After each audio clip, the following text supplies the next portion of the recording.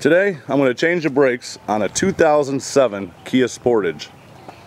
What you'll need to do this are brakes. I went with the ceramic brakes because they last longer and there's no brake dust. You'll need a jack stand, a jack, a 14mm wrench, a lug wrench, I went with the easy one, anti-seize, brake cleaner, and a C-clamp. Before you jack it up, you want to loosen the lug nuts. Always make sure you put a jack stand underneath. Safety is number one. And don't forget to chalk the tire. As you can see, I got the tires chalked front and back. Safety is number one. You don't want the thing to fall on you. Loosen all the lug nuts now that you have the car jacked up. That's why it's a lot easier when you loosen it at the very beginning while the car is on the ground. Otherwise you'll be trying to move the car.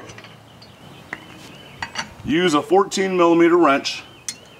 Remember, righty tighty, lefty loosey, and if it's on the other side, it's the opposite. So by going right, you're loosening it. You got two screws, one right here and one on the bottom here. Loosen them up. Okay. Now that you have them loosened up, take this, put it on top, because what you don't want to do is mess up the brake line. Now you can take the pads off, and they'll come off fairly easy. Take off the old ones, and here in a minute you'll be ready for the new ones. Alright, now I'm going to use a C-clamp.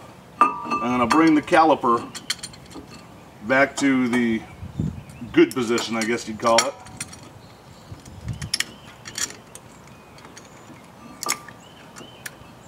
And what I did is I took off the brake cap, so that way when I push this in, brake fluid is probably coming up. And so I have a rag around it. And the only way you can make this fit is if you put it all the way back in like it was when it was brand new. Now you want to clean it with some brake parts cleaner. Clean the rotor, get all that brake dust off. That'll make it stop better. Clean the other side. Now I might as well clean that a little bit too. Why not? Now you want to put the new brake pads on. Put them on the same way, opposite of how you took them off. These are great brake pads. They should last me a long time. I'm a good driver. Put the caliper on.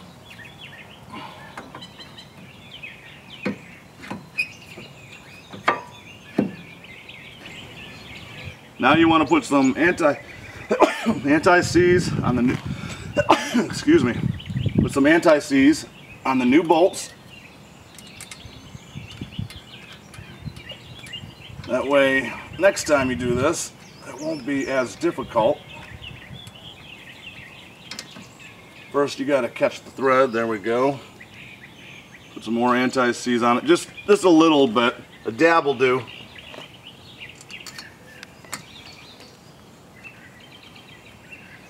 And we'll tighten both of them up.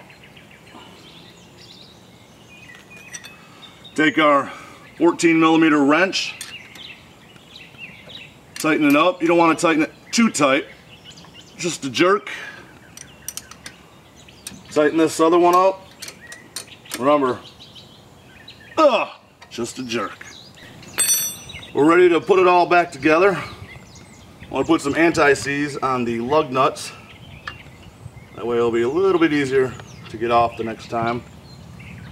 I'm going to do all 5. And remember, when you get in your car, your brakes are going to go all the way down to the floor first.